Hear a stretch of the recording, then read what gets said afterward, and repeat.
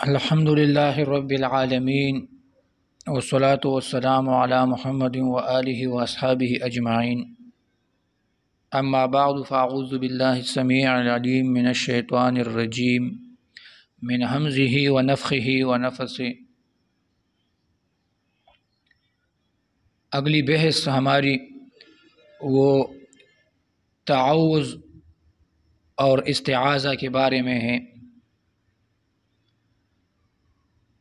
استعاذہ کا مطلب ہے طلب العوض، یعنی پناہی طلب کرنا،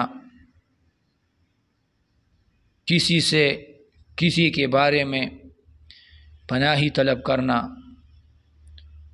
پھر تعوذ کے کچھ ارکان ہیں۔ اول رکن تعوذ پڑھنا ہے، اس پہ تکلم کرنی ہے، اعوذ باللہ من الشیطان الرجیم، اس کو پڑھنا ہے۔ دویم مستعیذ ہے، تیسرا مستعاذ بھی ہے، اور چوتھا مستعاذ منہ ہے۔ مستعیذ انسان ہے جو پناہی مانگ رہا ہے، مستعاذ بھی اللہ رب العزت ہے، اس کے وسیلے سے اس کی ذات پر پناہی مانگی جا رہی ہے، اور مستعاذ منہ شیطان ہے جس سے پناہی مانگی جا رہی ہے۔ پھر مفسرین نے استعاذہ کے کچھ لطائف بیان کیے ہیں کہ استعاذہ کیوں لازم ہے، کیوں اللہ رب العزت اور رسول اللہ صلی اللہ علیہ وسلم بار بار اس کی تلقین کرتے رہتے ہیں۔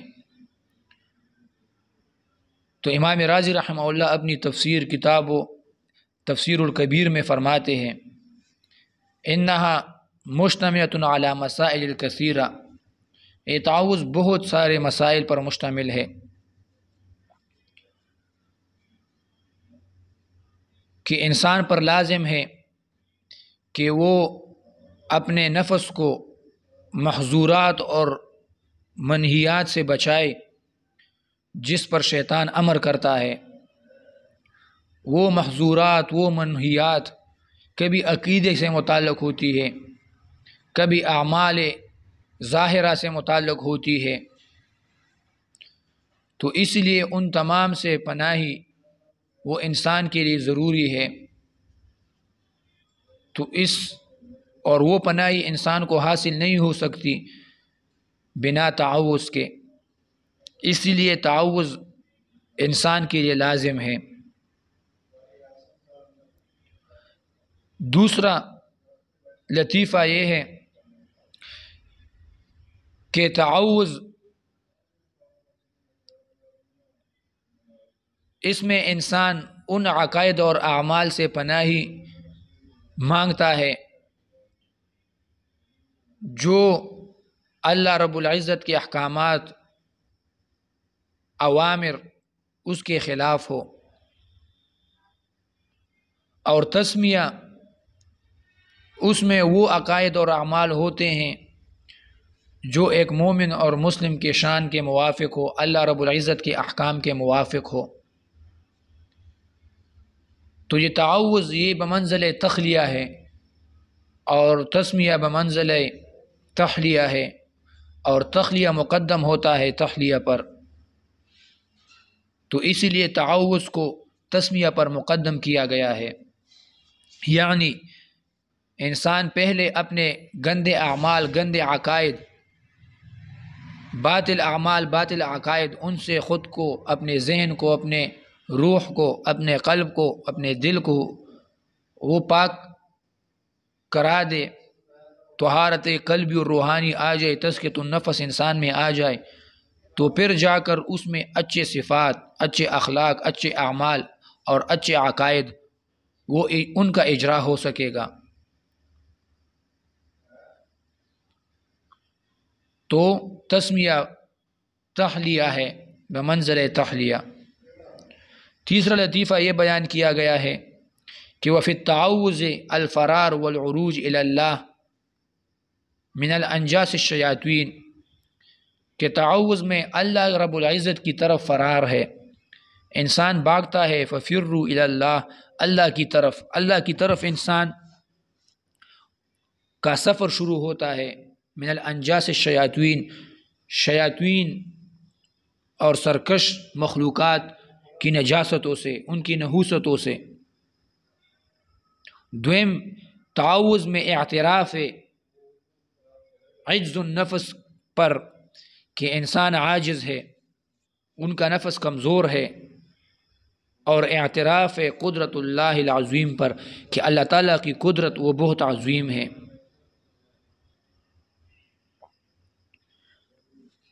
تو اس میں ہمیشہ انسان یہ دو اعترافات کرتا ہے کہ میں کمزور ہوں، شیاطین اور ان کے شرور سے محفوظ نہیں ہوں، اور اللہ رب العزت کی ذات وہ عظیم ذات ہے، پناہی، فرار اور حفاظت صرف اللہ رب العزت کے ذات ہی سے ممکن ہے، ان شیاطین اور ان کے وسوسوں سے۔ اور یہ شیاطین، یہ وسوسے اور یہ باطل عقائد، باطل اعمال انسان کے دل میں مسلسل ڈالتے رہتے ہیں، مسلسل کوشش میں لگے رہتے ہیں، لگے رہتے ہوتے ہیں۔ تو اس لیے انسان پر بھی تعوذ بار بار ہر وقت وہ مانگنا لازم ہو جاتا ہے۔ تو یہ ایک قسم کا تسلسل انسان کی زندگی میں چلتا رہتا ہے۔ چوتھا یہ بیان کیا گیا ہے کہ انسان ہر وقت لہو و لعب میں مشغول رہتا ہے، فضولیات میں لگا رہتا ہے، تو اس لہو و لعب سے انسان کو ذکر اللہ کی طرف متوجہ ہونا چاہیے، اور یہ لہو و لعب میں پنسانا انسان کو یہ شیاطین کا کام ہے، اور ذکر اللہ سے دور کرنا یہ بھی شیاطین کا کام ہے۔ تو اس لیے انسان پر لہو و لعب سے اعراض اور ذکر اللہ کی طرف توجہ وہ لازم ہوتی ہے، اور وہ حاصل نہیں ہو سکتی الا مگر تعوذ سے اور استعاذہ سے۔ اور اگر انسان لہو و لعب میں مشغول نہ ہو، مصروف نہ ہو، مباح کاموں میں لگا ہوا ہو، تو پھر استعاذہ سے انسان کو التطویب یحصل له التطویب، انسان کے لیے مزید پاکی اور طہارت کا ذریعہ بنتی ہے یہ استعاذہ۔ اگلا لطیفہ یہ بیان ہوا ہے کہ قرآن شفا ہے لما فی الصدور، انسان کے دلوں میں، سینے میں جو امراض ہو ان کی شفا قرآن سے ملتی ہے، لیکن اس علاج کے کچھ موانع بھی ہوتے ہیں، اور والدواء لا یؤثر مع وجود الموانع، اور دوائی اور علاج موانع کے ہوتے ہوئے اثر انداز نہیں ہو سکتی۔ تو اس لیے ضروری ہے کہ پہلے انسان وہ موانع دور کر لے تاکہ اس کا علاج، اس کی دوا صحیح طور پر اثر انداز ہو سکے۔ اور والشیطان من اکبر الموانع، شیطان اس علاج کا جو مرض انسان کے سینے میں ہے، امراض فی الصدور میں سب سے بڑا مانع وہ شیطان ہے۔ تو استعاذہ سے یہ مانع، یہ شیطان دور ہو جاتا ہے، تو پھر انسان پر قرآن کا علاج وہ اثر انداز ہوتا ہے اور ان کو شفا ملتی ہے۔ اگلا فائدہ یہ بیان ہوا ہے کہ انسان جب قرآن پڑھتا ہے تو ملائک اس کو کان لگا کر سنتے ہیں، اور ملائک اور شیاطین آپس میں ضدین ہیں، وہ ایک جگہ جمع نہیں ہو سکتے، تو اسی لیے شیاطین کو بھگانا ضروری ہے تاکہ ملائک وہ کان لگا کر قرآن سنیں۔ اور شیاطین کو بھگانے کا طریقہ یہی استعاذہ اور تعوذ ہی سے ممکن ہے۔ اگلا فائدہ یہ بیان ہوا ہے کہ تعوذ یہ ایک قسم کی تنبیہ ہے، ایک خبرداری ہے کہ جو کوئی تعوذ پڑھتا ہے تو مجلس میں ارد گرد کے لوگ سمجھ جاتے ہیں، سامعین مخاطبین، کہ کوئی تلاوت کلام پاک، تلاوت قرآن کریم اس کی ابتدا کرنے والا ہے، قرآن پڑھنے والا ہے، تو وہ سارے متوجہ ہو جاتے ہیں۔ یہاں پر ایک پھر سوال کی شکل میں ایک قاعدہ لکھا گیا ہے اور فائدہ مفسرین نے بیان کیا ہے کہ الاستعاذہ تو الاستجارہ، یہ استعاذہ جو ہے یہ استجارہ ہے، اور اجارہ میں اعاد اور دھمکی ہوتی ہے، اور قاعدہ یہ ہے کہ اعاد یہ نفی ہے، تو یہاں پر اس مقام میں اعاد یہ شیطان ہے جو نفی ہوا ہے، اور یہاں پر شیطان سے پھر مراد ان کا سردار ابلیس مراد ہے۔ تو قاعدہ یہ ہے اور فائدہ یہ ہے کہ نفی اخص سے نفی اعم نہیں ہوتی، یہاں پر تو جو خاص شیطان ہے ابلیس، ان کا سردار، اس کی نفی ہوئی ہے، اور عام شیاطین جو اس کی اولاد ہے اس کی نفی نہیں ہوئی، تو گویا انسان کو اس سردار ابلیس سے پناہی تو مل گئی لیکن ان کی اولاد سے پناہی نہیں ملی۔ تو اس کا جواب مفسرین نے کیا ہے کہ یہاں پر مراد شیاطین سے مراد، یہاں پر شیطان سے مراد تمام شیاطین ہیں، یہاں پر عموم ہے، اور دلیل یہ پیش کرتے ہیں کہ یہاں پر شیطان کی صفت الرجیم آئی ہے، اور الرجیم یہ مطلق ذم کے لیے آتا ہے، اور یہ ہر شیطان کی صفت ہے، کیونکہ ہر شیطان کو کنکریاں ماری جاتی ہے، ہر شیطان رجیم ہے، تو یہ صفت عمومی صفت ہے، تو اسی لیے اس کے موصوف میں بھی عموم ہوگی، تو مراد یہاں پر تعوذ میں اور استعاذہ میں پناہی تمام شیاطین سے ہے، نہ کہ خاص ایک شیطان مراد ہے۔ تو یہاں پر الف لام استغراقی ہے الشیطان میں، پھر شیطان الف لام استغراقی تمام شیاطین کو اشارہ ہے، اور الف لام عہدی وہ مراد نہیں ہے۔ پھر تعوذ کے معنی ہے اور ترجمہ تعریف وہ مفسرین اس طرح کرتے ہیں: الاستجارۃ بجانب اللہ تعالی من الشیطان الرجیم من الضرر فی الدین والدنیا، کہ اللہ تعالیٰ کی ذات پر پناہی مانگنا ہے شیطان رجیم سے، تمام اضرار دینی اور دنیاوی سے۔ اعوذ ماخوذ ہے من العوذ،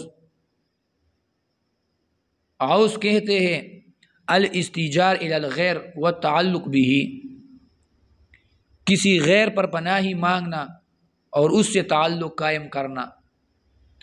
عرب اپنے محاورات میں استعمال کرتے ہیں عاذ فلان بفلان، فلاں بندے نے فلان پر پناہی حاصل کر لی۔ دوسرا معنی اس کا ہے الالصاق، کسی سے پیوستہ ہونا، کسی کی ذات کے ساتھ اپنے آپ کو پیوستہ کرنا۔ عرب محاورات میں کہتے ہیں اطیب اللحم عوزہ، بہترین گوشت وہ ہوتا ہے جو ہڈی کے ساتھ پیوستہ ہوتا ہے، چمٹا ہوا ہوتا ہے، وہ گوشت مزیدار گوشت ہوتا ہے۔ تو تعوذ میں بھی انسان اپنے آپ کو اللہ رب العزت کی رحمت سے پیوستہ کر لیتا ہے، اللہ کی رحمت سے انسان خود کو باندھ لیتا ہے، اللہ کی رحمت اور اللہ کی ذات کے ساتھ تعلق بنا لیتا ہے، اور اس سے لفظ تعویذ بھی بنا ہے۔ اے ما یعاذ بہ الشیء، تعویذ وہ چیز جس پر پناہی حاصل کی جاتی ہے۔ اعوذ باللہ، باللہ اس کی تفسیر لفظ اللہ کی وہ انشاءاللہ تسمیہ میں بیان ہوگی، وہاں پر اس کی وضاحت ہوگی۔ من الشیطان الرجیم، من یہ تو حرف ہے، الشیطان شیطان، اس میں دو اقوال ہے، یا تو شیطان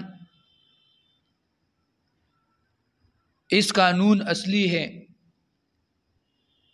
بروزن فعال، شیطان بروزن فعال، اور یا اس کا نون زائد ہے۔ پھر اس کے مادے میں بھی اختلاف ہے کہ یہ کس مادے سے مشتق ہے، ماخوذ ہے۔ تو یا تو یہ شطن سے ماخوذ ہے بمعنی بعد، شطن بعد اور دوری کے معنی پر استعمال ہوتا ہے۔ سیبوی رحمہ اللہ سے نقل ہے، تشیطن فلان اے اذا فعل فعل الشیاطین، عرب کہتے ہیں تشیطن فلان، فلان شیطان بن گیا۔ کیوں؟ اذا فعل فعل الشیاطین، جب کوئی شیاطینی کام، شیطانوں جیسی حرکتیں کرے تو عرب اس کے بارے میں کہتے ہیں تشیطن فلان۔ اور دوسرا قول یہ ہے کہ شاط یشیط سے ماخوذ ہے، پھر یہ مثل باع یبیع سے اجوفیائی بن جائے گا، پھر بمعنی احراق اور احتراق، جلانے کے معنی پر استعمال ہوگا۔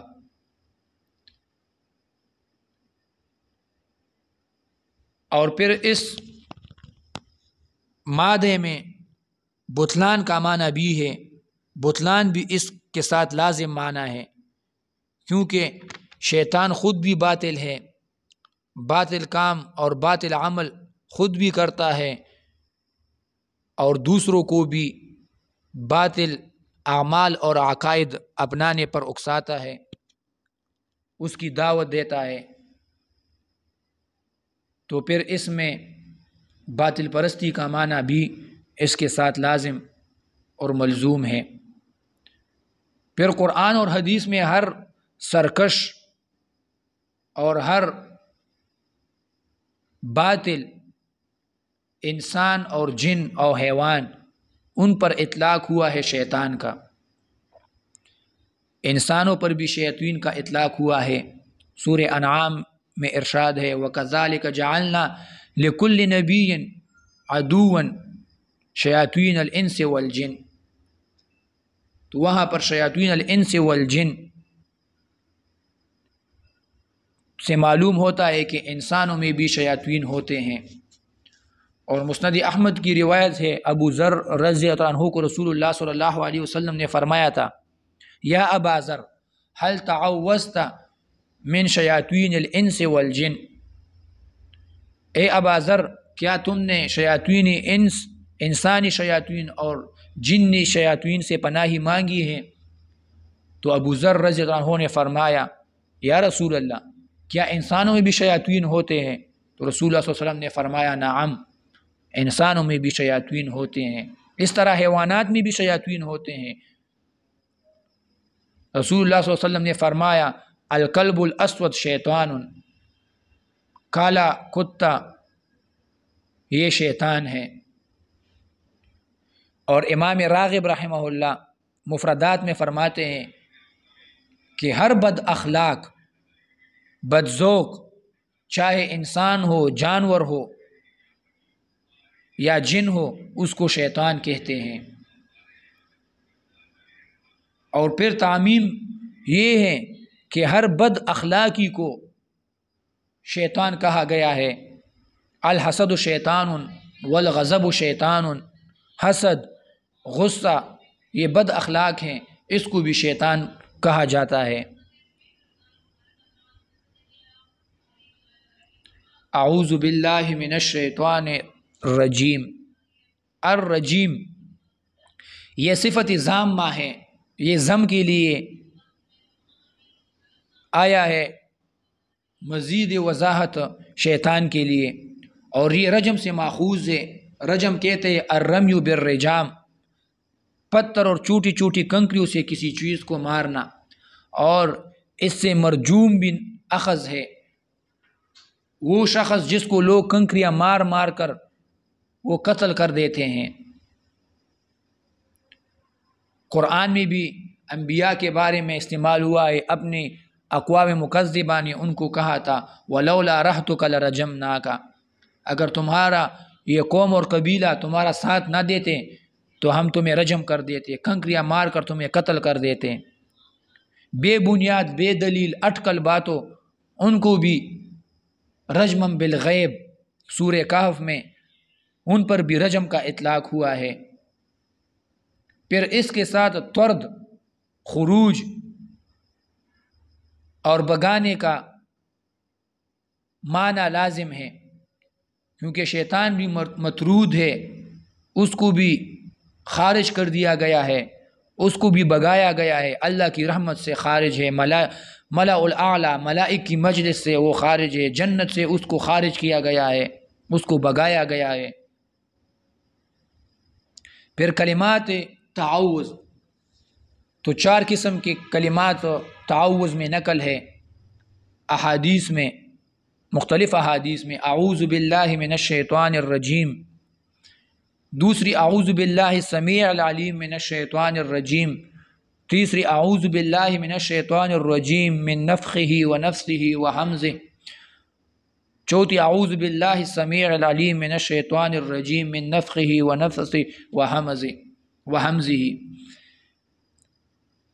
پھر علماء کا اختلاف اس میں ہے کہ اعوذ پڑھنا افضل ہے یا استعیذ، کیونکہ دونوں کا استعمال قرآن اور حدیث میں موجود ہے۔ تو جمہور کے نزد اعوذ پڑھنا زیادہ افضل ہے، کیونکہ یہ حدیث میں مستعمل ہے، قرآن میں بھی ہے قل اعوذ برب الناس قل اعوذ برب الفلق، تو اعوذ لفظ استعمال کرنا یہ افضل ہے۔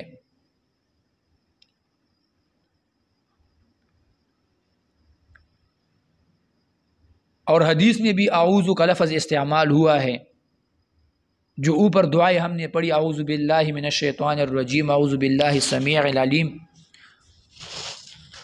اللہم انی اعوذ بک من الہم والحزن والعجز والکسل، اللہم انی اعوذ بک من عذاب القبر ومن فتنة المحیا والممات ومن فتنة المسیح الدجال الی آخر۔ ان دعاؤں میں، ان احادیث میں بھی اعوذ کا لفظ استعمال ہوا ہے۔ دوسرا قول یہ ہے کہ استعیذ پڑھنا یہ افضل ہے، کیونکہ قرآن میں اس پر امر ہوا ہے وَإِذَا قَرَأْتَ الْقُرْآنَ فَاسْتَعِذْ بِاللَّهِ مِنَ الشَّيْطَانِ، تو وہاں پر فاستعذ آیا ہے، تو اس لیے استعیذ یہ پڑھنا چاہیے۔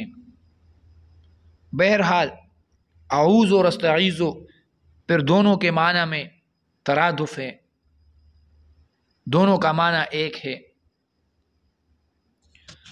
پھر مسئلہ یہ ہے کہ تعوذ اور استعاذہ اول قرأت میں پڑھنی چاہیے یا آخر میں؟ تو افضل قول یہ ہے کہ اول قرأت ہی میں اس کو پڑھنا چاہیے، اور دوسرا قول یہ ہے کہ نہیں، قرآن میں ہے وَإِذَا قَرَأْتَ الْقُرْآنَ، وہاں پر صیغہ ماضی آیا ہے، جزا اور شرط ہے، اور جزا شرط پر مرتب ہوتی ہے، تو اسی لیے فاستعذ یہ جزا ہے، تو اس لیے آخر یعنی قرأت کے اختتام میں تعوذ اور اعوذ باللہ پڑھو گے۔ لیکن ابو بکر العربی نے اس پر رد کیا ہے اور کہا ہے کہ اس آیت سے اس طرح کا استدلال یہ صحیح نہیں ہے، اور یہ کوئی دانائی والی اور عقل مندی والی بات نہیں ہے، کیونکہ وَإِذَا قَرَأْتَ الْقُرْآنَ اس میں مراد ہے وَإِذَا أَرَدْتَ قِرْأَةَ الْقُرْآنِ، جب آپ قرآن کریم کی قرأت کا ارادہ کر لو، نیت کر لو، یہ مراد ہے۔ یہ مراد نہیں ہے کہ جب قرأت کر چکے پھر تعوذ پڑھو۔ اس طرح ہے وَإِذَا قُمْتُمْ إِلَى الصَّلَاةِ فَاغْسِلُوا وُجُوهَكُمْ، وہاں پر بھی تو یہ مقصد نہیں ہے کہ آپ جب نماز کے لیے کھڑے ہو جاؤ، جماعت کھڑی ہو جائے اور نماز پڑھنے لگو تو پھر وضو کر لو، نہیں، وہاں پر بھی ہے وَإِذَا قُمْتُمْ إِلَى الصَّلَاةِ إِذَا أَرَدْتُمْ، وہاں پر بھی ارادہ اور نیت مقصود ہے۔ تو یہ استدلال وہ صحیح نہیں ہے، بلکہ قرأت تعوذ کی وہ اول ہی سے نقل ہے، اور یہی طریقہ اسلام میں چلا آ رہا ہے۔ پھر حکم تعوذ، جمہور کے نیز تعوذ پڑھنا یہ مستحب عمل ہے۔ امام عطاء ابن ابی رباح وہ فرماتے ہیں کہ ابتدائی نماز میں یہ فرض اور واجب ہے۔ نماز کی ابتدا میں جو ہم پڑھتے ہیں فاتحہ سے پہلے، تو وہاں پر پڑھنا یہ لازم اور واجب ہے، اور دلیل یہ ہے کہ اس پر امر آیا ہے، فاستعذ امر ہے، اور امر وجوب کے لیے ہے، تو اس لیے تعوذ قرآن پڑھتے ہوئے یہ لازمی اور وجوبی طور پر پڑھنا چاہیے۔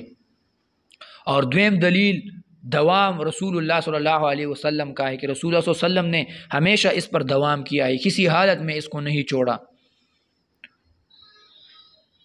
اور امام ابن سیرین کا ایک قول ہے کہ تمام زندگی میں مسلمان کو ایک دفعہ تعوذ ضرور پڑھنی چاہیے، زندگی میں ایک دفعہ لازم اور واجب ہے، اور پھر اس کے بعد وہ مستحب بن جاتی ہیں، کیونکہ امر ہے اور امر تقاضا تکرار نہیں کرتا، یہ ایک اصول کا قاعدہ ہے۔